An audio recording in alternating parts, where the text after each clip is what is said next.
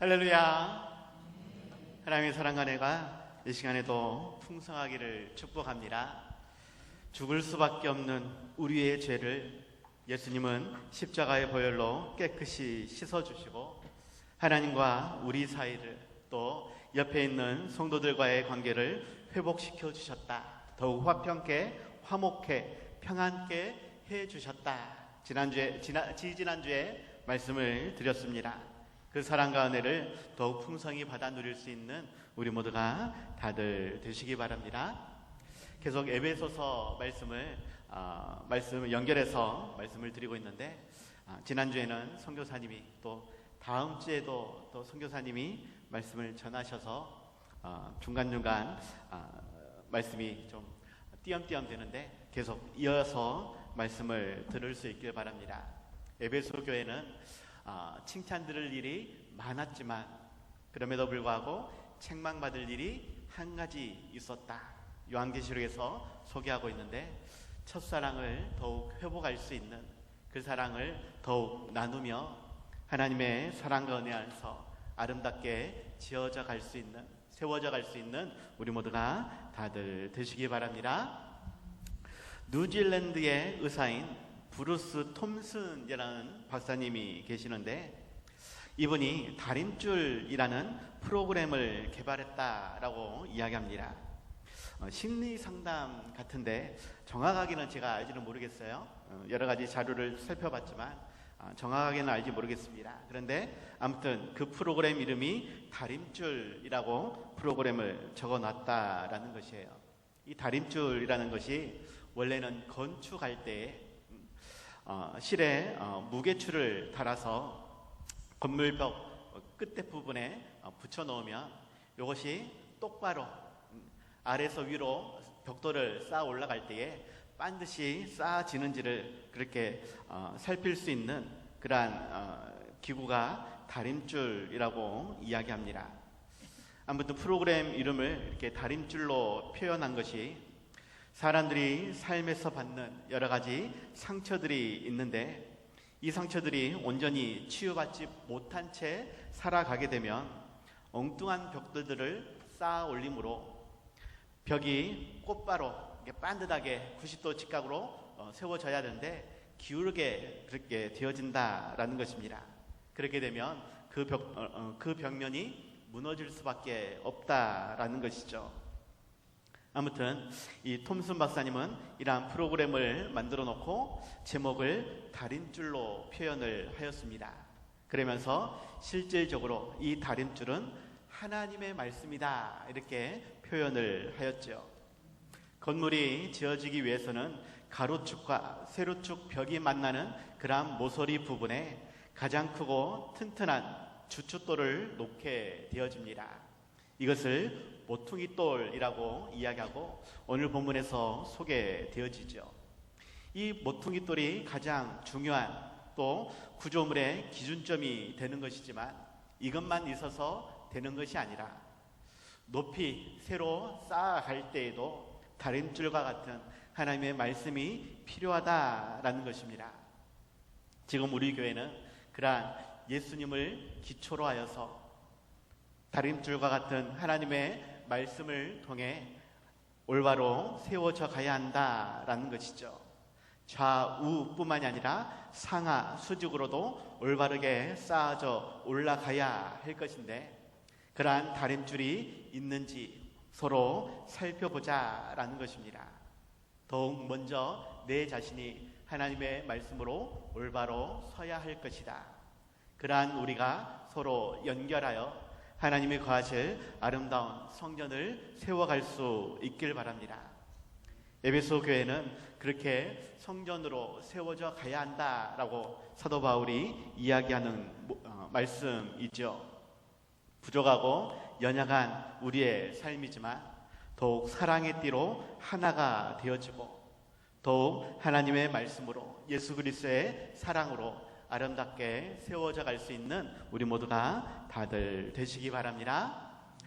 셋째 주입니다. 찬양과 함께 말씀을 나누고자 하는데 준비됐나요? 우리는 사랑의 띠로라는 찬양 우리 함께 부르도록 하겠습니다.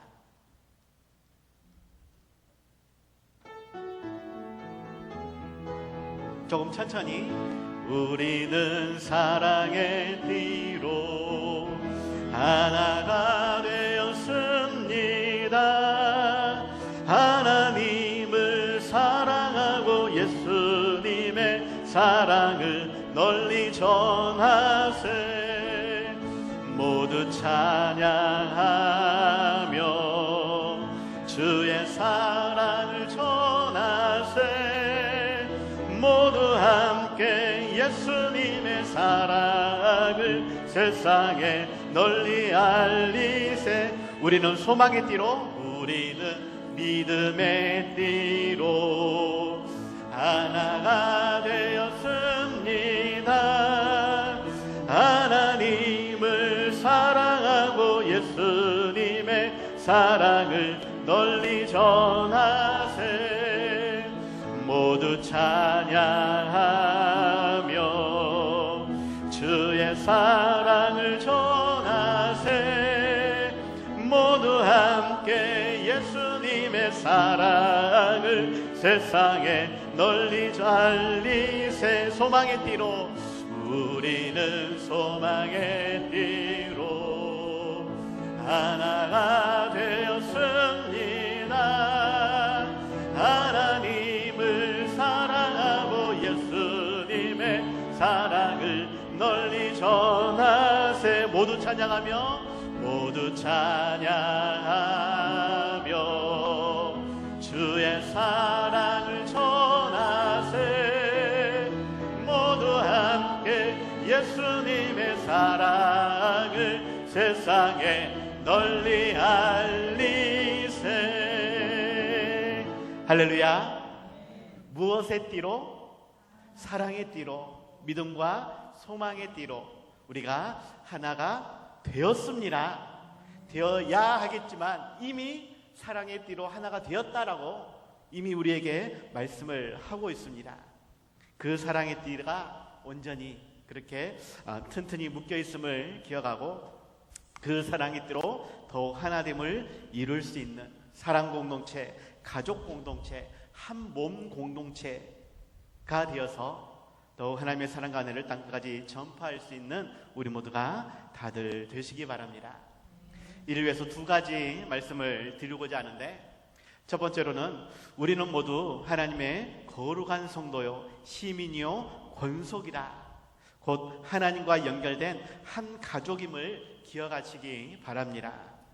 오늘 본문 19절에서 그러므로 이제부터 너희는 외인도 아니요 나그네도 아니요 오직 성도들과 동일한 시민이요 하나님의 권속이라 라고 말씀하고 있습니다.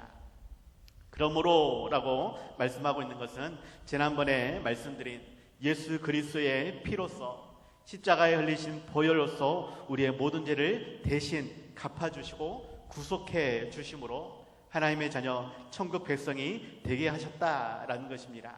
원래는 외인이고 원래는 나그네였는데, 원래는 죽어서 지옥에 던져져야 할 죄인이었는데 하나님은 예수님을 버리시고 우리를 선택하심으로 하나님을 아빠 하나님이라고, 아버지라고 부를 수 있게 해주신 그 은혜, 그 사랑 안에서 우리가 한 가족이 되었다라고 말씀을 하는 것입니다.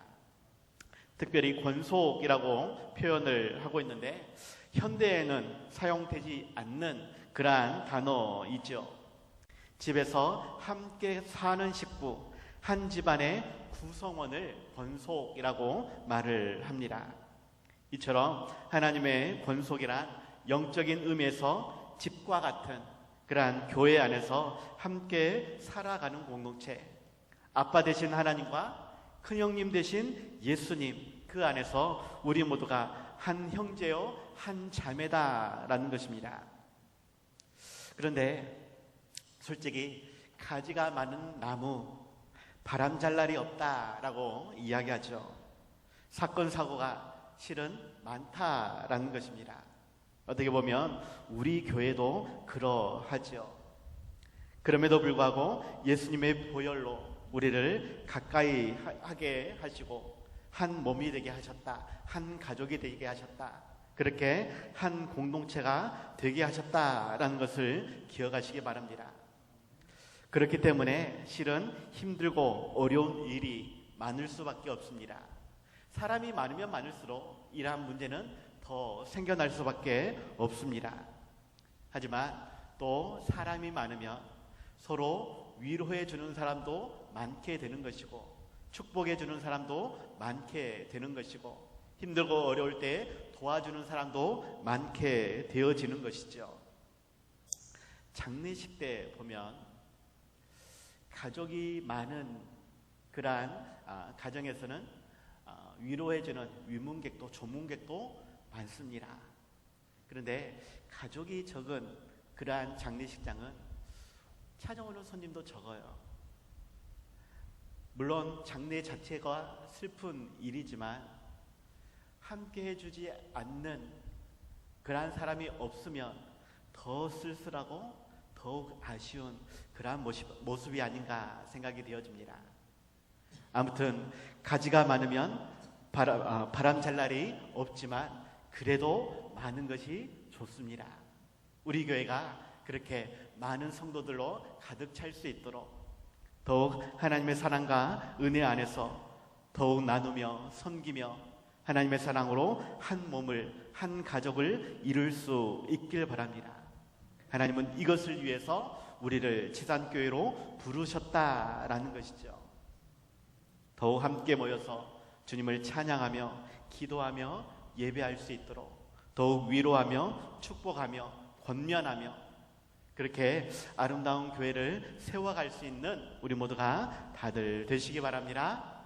한 번 더 찬양합니다.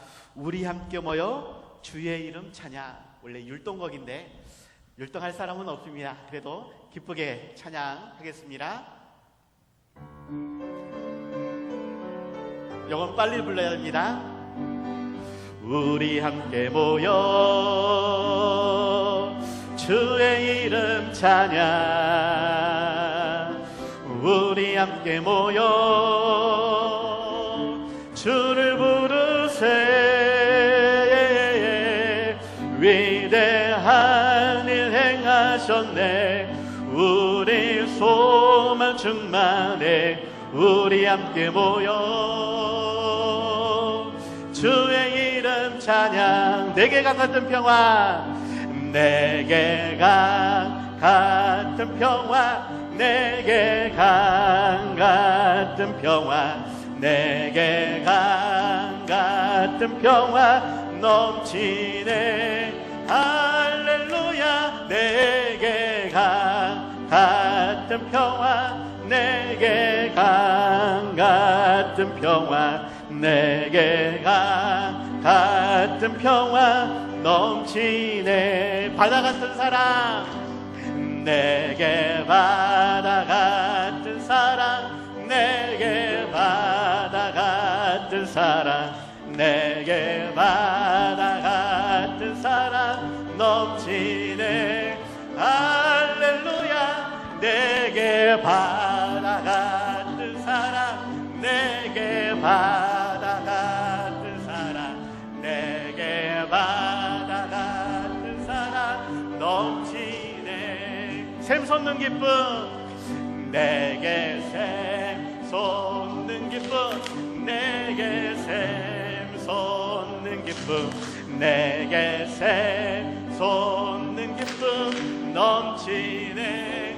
할렐루야. 내게 샘 솟는 기쁨, 내게 샘 솟는 기쁨, 내게 샘 솟는 기쁨 넘치네. 믿음 소망 사랑, 내게 믿음 소망 사랑, 내게 믿음 소망 사랑, 내게 믿음 소망 사랑 넘치네.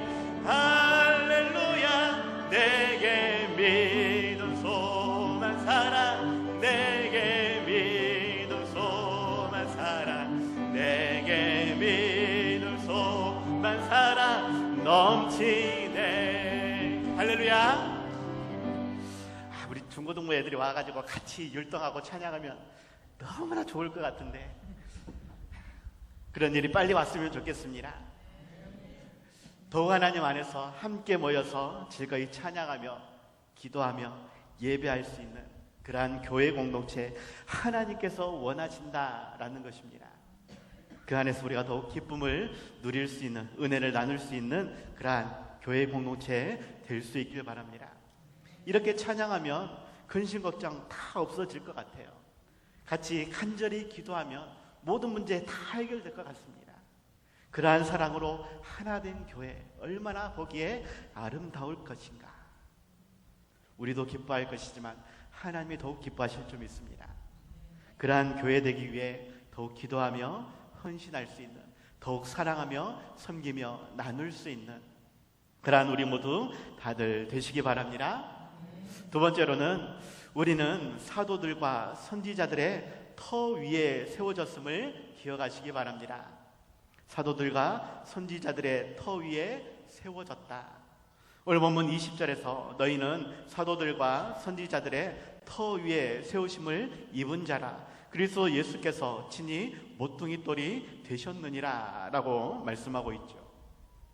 사도들은 부활한 그리스도에 의해서 위임받은 특별한 권위를 가진 사람들이라고 이야기합니다. 특별히 예수님의 1대 제자 혹은 2대 제자를 가리키죠.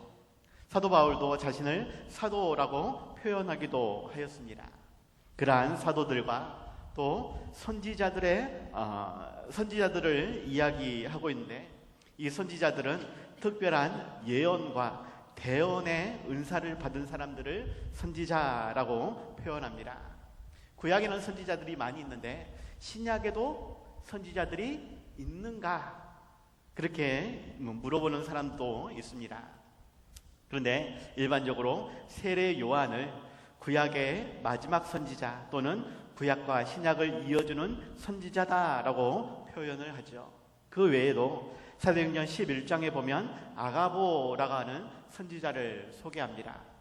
또 사도행전 13장에서는 선지자와 교사의 명단으로 5명을 소개하는데, 이 5명 중에 누가 선지자고 누가 교사인지는 명확하게 알기는 어렵습니다. 그러할지라도 선지자가 있었다라고 사도 바울이 또 누가가 표현을 하고 있다라는 것이죠. 이러한 사도들과 선지자들로 구성된 터 위에 교회가 세워졌다라는 것은 이들이, 사도들과 선지자들이 교회를 설립함에 있어서 부활하신 그리스도와 밀접한 관계를 맺고 있었음을, 또한 말세 때의 재림과 심판을 증언했음을, 그렇게 복음을 전파함으로 교회가 세워졌다라고 이야기를 하는 것입니다. 그럴 때에 그들은 사명적인 헌신, 때로는 순교적인 희생으로 말미암아 교회를 세워갔다라는 것이죠. 초대 교회가 부흥할 수 있었던 것은 그렇게 선지자들 혹은 사도들, 그렇게 목숨을 감당하며 감수하며 그렇게 복음을 전파하였던 믿음의 선진들이 있었다라는 것입니다. 우리 또한 그러한 선진들의 희생으로 말미암아 복음을 듣게 되었고, 그 복음 안에서 믿게 되었고, 그 믿음 안에서 이렇게 교회로 연합하여 모일 수 있게 되었으며 하나님의 사랑과 은혜를 나눌 수 있게 되었다라는 것이죠. 그리고 그 사명이 우리 다음 세대로 반드시 이어져야 한다라고 하는 것. 단순히 건물만 크게 세워놓으면 된다라는 것이 아니라 그 건물을 가득 채울 성도들이 모일 수 있도록 다음 세대가 그 교회 안에서 더욱 기도하며 춤추며 노래하며 하나님의 사랑과 은혜를 감사로 영광으로 올려드릴 수 있도록 땅까지 전파할 수 있도록 힘써야 할 것이다 라는 것입니다. 내가 지금 이 자리에 있기까지 내가 알지 못하던 그러한 사도들과 선지자들, 복음 전파한 자들, 때로는 목사와 교사로 헌신했던, 선교사로 사역했던, 순교의 자리까지 나아갔던 수많은 믿음의 선진들이 있었다라는 것이에요. 그들의 피, 땀 위에 우리 교회가 세워져 있다라는 것입니다. 우리가 그렇게 믿음 생활을 하고 있다라는 것이에요. 이제는 우리가 피땀 흘려 다음 세대를 세워가야 한다라는 것입니다. 이를 위해서 나는 얼마만큼 헌신할 수 있는가, 사역할 수 있는가, 내 자신을 돌이켜 보시기 바랍니다. 물론 귀한 직분을 받은 만큼 감당하고 있는 성도들도 있겠지만, 죄송합니다, 교회만 왔다 갔다 하는, 그 교회에 오는 것도 개인적인 여러 가지 여건들 때문에 피하고 있는, 특별히 우리 젊은이들이 지금 그러고 있지 않나, 너무나 마음이 안타깝습니다. 이를 위해서 우리는 더욱 기도해야 되겠고, 더욱 모범을 보여야 되겠고, 어찌하든지 그들을 권면해야 할 것이고, 그들을 강권해서 이 자리에, 예배의 자리에 앉혀놓을 수 있어야 하겠다. 앉혀놓기만 하면 되는 것이 아니라 그들이 정말로 그리스도인으로 살아갈 수 있도록 더욱 모범을 보일 수 있는 우리가 되어야 하겠다라는 것입니다. 이 일에 나는 얼마만큼 헌신할 수 있는가? 믿음의 선진들이 보여주었던 그러한 순교의 자리까지 더욱 나아갈 수 있는 우리 모두가 다들 되시기 바랍니다. 함께 찬양하길 원합니다. 당신의 그 섬김이 천국에서 해같이 빛나리. 우리 가사를 더욱 집중하면서 함께 찬양하겠습니다.